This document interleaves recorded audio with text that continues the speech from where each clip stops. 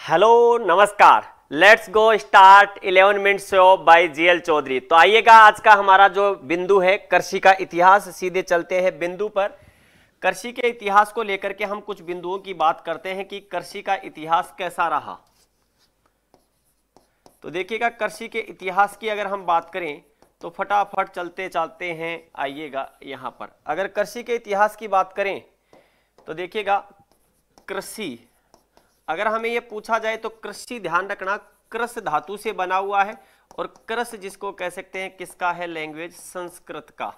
कृष का अर्थ होता है खींचना, ठीक है। कृष का अर्थ होता है जोतना। फटाफट चलते हैं।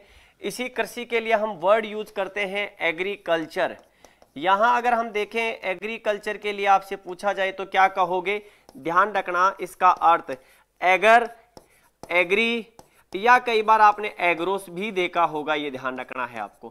दूसरा वर्ड होता है आपका जिसको कह सकते हैं कल्टीवेशन। क्या होता है, तो आपका कल्टीवेशन। यहां अगर हम देखें तो इसका मीन होता है सोइल और इसका अर्थ होता है खेती करना। इसका मतलब मर्दा में किए जाने वाले समस्त कार्य क्या कहलाते हैं, एग्रीकल्चर। तो मर्दा में किए जाने वाले जो कार्य हैं, मर्दा में जो कार्य करते हैं वो एग्रीकल्चर कहलाते हैं। अब अगर हम यहाँ पर देखें कृषि, तो कृषि की जानकारी या कृषि का इतिहास कितना पुराना है। तो कृषि के इतिहास की अगर हम जानकारी की बात करते हैं तो ये ध्यान रखना कि 10,000 BC पूर्व क्या है, कृषि का इतिहास है। और इतना ही पुराना इतिहास किसका है, खरपतवार का है, ये ध्यान रखना। कृषि का अगर जनक पूछ लिया जाए कि कृषि का जनक आज के वर्तमान सेंस में अगर देखा जाए तो आपके ये ध्यान रखना है कि हरित क्रांति के जो जनक है आपके, ठीक है, हरित क्रांति के जो जनक है वही क्या है आपके, हरित इसके जो जनक है विश्व के सेंस में आपको वो दिखाई देंगे। तो आपको बताना है हरित क्रांति का जनक कौन है।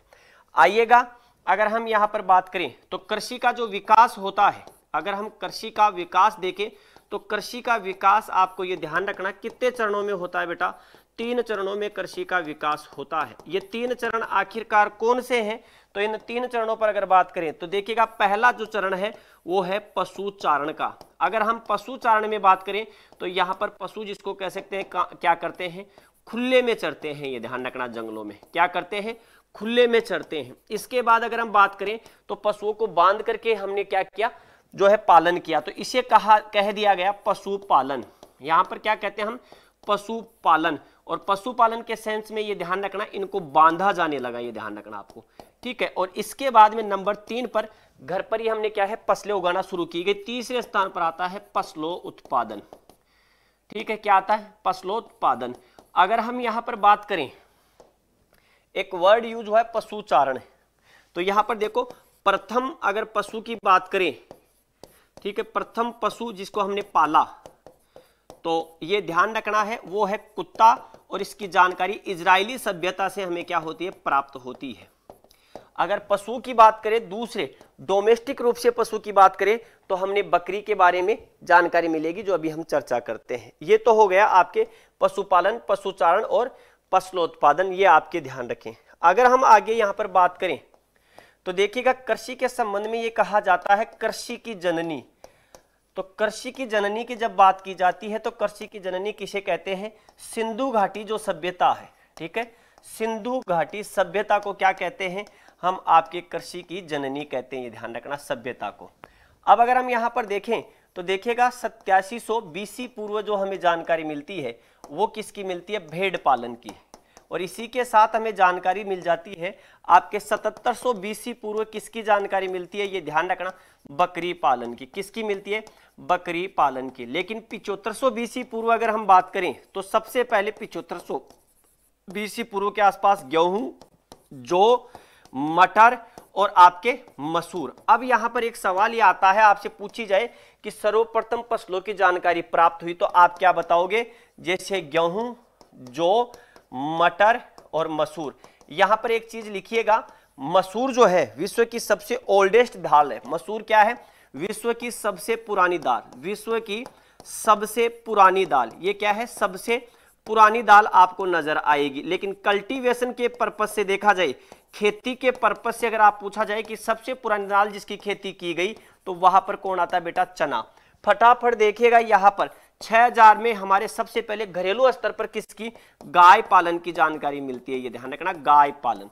यहाँ पर 4400 BC पूर्व जिसको कह सकते हैं हमें मक्का की खेती की जानकारी मिलती है, मक्का की खेती। अगर हम यहाँ पर बात करें तो 3500 BC पूर्व हमें किसकी मिलती है, आलू की जानकारी मिलती है। 3400 BC पूर्व हमें किसकी जानकारी मिलती है, तो पहिए की जानकारी हमें मिलती है। क्रांतिकारी परिवर्तन यहाँ से शुरू होता है। अगर 2900 BC की बात करें तो ये ध्यान रखना हमें देसी हल और कृत्रिम सिंचाई की जानकारी मिलती है, कृत्रिम सिंचाई, ये ध्यान रखना। अगर हम यहाँ पर बात करें अब आगे देसी हल, तो ये ध्यान रखना देसी हल जो होता है, इस देसी हल के कितने हैं, 5 भाग होते हैं। देसी हल के बाद में कौन सा आया, आयरन हल। और आयरन हल की जानकारी कब मिलती है, तो ये ध्यान रखना 17वीं आपके 18वीं सदी में, कब, 18वीं सदी में। और इसके बाद में कौन सा आया, स्टील का हल आया, ये ध्यान, स्टील हल। और स्टील हल की जानकारी मिलती है हमारे 1830 ईस्वी में, ये ध्यान रखना। और यहीं पर आपके कुछ बातें और लिख ले, आधुनिक सेंस में है, लिखिएगा यहाँ पर 1700 में आपको क्या है, लाइव स्टॉक, आधुनिक लाइव स्टॉक की जानकारी आपके 1700 में ही आपके सीड ड्रिल का प्रयोग 1700 में ही। और 1700 में ही प्रयोग किसका हुआ मेरे भाई, आपके ये ध्यान रखना फर्टिलाइजर, किसका प्रयोग हुआ बेटा, फर्टिलाइजर का। अब आ जाते हैं 2900 के बाद में आगे की ओर। यहां पर देखिएगा 2200 में, अगर हम 2200 में बात करें तो किसकी जानकारी मिलती है, धान की खेती की जानकारी हमें प्राप्त होती है। 1800 में अगर हम बात करें तो ध्यान रखना मोटे अनाजों में क्या है, रागी की जो है खेती के बारे में जानकारी मिलती है, ये हमें ध्यान रखना है।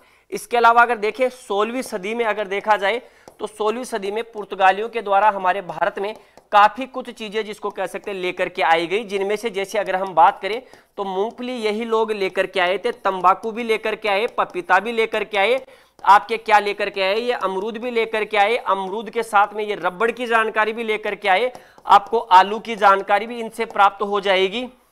रबड़ हो ही गया, तो ये कुछ मुख्य चीजें हैं जिनकी जानकारी पुर्तगालियों के द्वारा हमें प्राप्त होती है। अगर हम यहाँ पर कृषि की बात करें तो हमारे कुछ ग्रंथ है, ऋग्वेद से जिसको कह सकते हैं हमारे को पर्यावरण की जानकारी मिलती है, और ऋग्वेद से हमें वानिकी की जानकारी मिलती है, और ऋग्वेद से ही किसकी जानकारी मिलती है बेटा, कृषि यंत्रों की क्या मिलती है, जानकारी मिलती है। अब यहाँ पर देखिएगा ऋग्वेद के बाद में एक और आपके आता है अथर्ववेद, और अथर्ववेद की अगर हम बात करें, अथर्ववेद की अगर हम जानकारी करें बात, तो अथर्ववेद से मिलता है हमें फसलों का प्रोटेक्शन, तो फसलों की सुरक्षा संबंधी, इसका मतलब ये ध्यान रखना प्लांट प्रोटेक्शन, यानी कि हम कहें तो हम कह सकते हैं, आपको ये ध्यान रखना है कि आपके पैथोलॉजी की जानकारी आपके यहां से प्राप्त हो जाती है।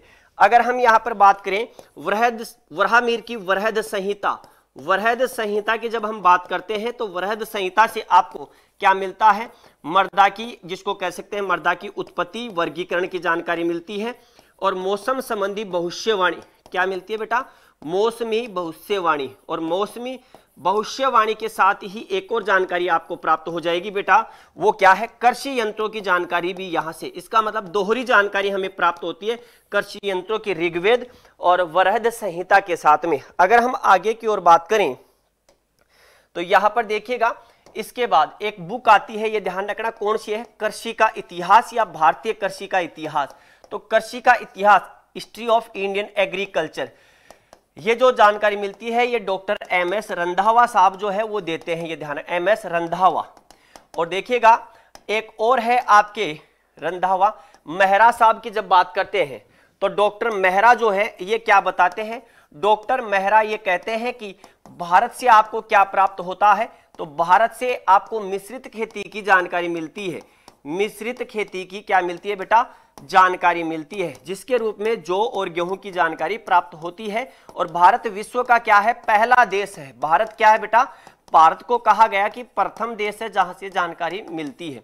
अब अगर हम यहां पर बात करें तो देखिएगा भारत में जुते हुए खेत की जानकारी, ठीक है, जुते हुए खेतों की जानकारी भी जिसको कह सकते हैं हमें मिलती है, और ये हमें कहां से मिलती है, हमारी हड़प्पा सभ्यता से मिलती है, ये ध्यान रखना है आपको, ठीक है, हड़प्पा सभ्यता से आपके मिलती है इसकी जानकारी। अगर हम आगे की ओर बात करें तो देखिएगा कुछ आधुनिक सेंस में बात कर लें, रीढ़ की हड्डी के रूप में 1904 में भारत जिसको कह सकते हैं भारतीय कृषि बोर्ड की स्थापना कब होती है? 1904 में। भारतीय कृषि बोर्ड की स्थापना, कृषि बोर्ड की स्थापना, ये ध्यान रखना है।